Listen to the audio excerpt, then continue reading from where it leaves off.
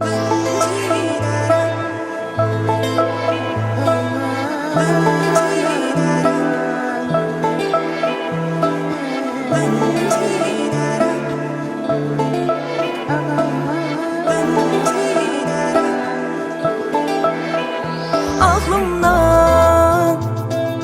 düşüp yine çıkmır aklımdan.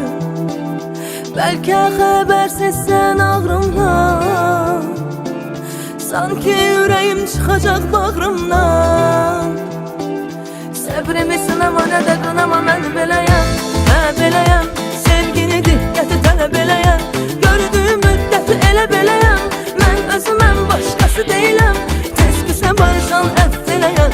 Bir anda gürur qəff eləyəm. Hər şeyi sənə görə məhv eləyəm. Yox elə deyiləm, səhv eləyəm. Axı mən beləyəm, hə beləyəm. Hörməti diqqəti tələb eləyəm. Gördüyüm müddəti elə beləyəm. Düşündüyüm başqası ola bilmərəm. Mən özümdən ayrı rola girmərəm. Sözüm kimiyəm, özüm kimiyəm.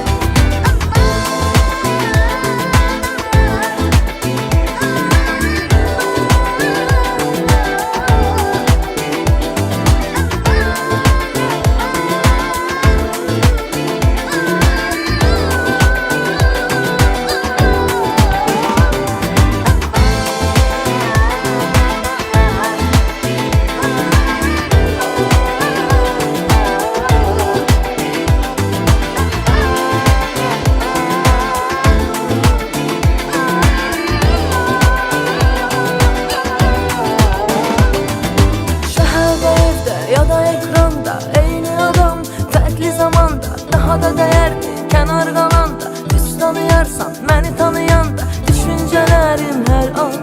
Soruşma məndən ünvan, sənin də var öz dünyan.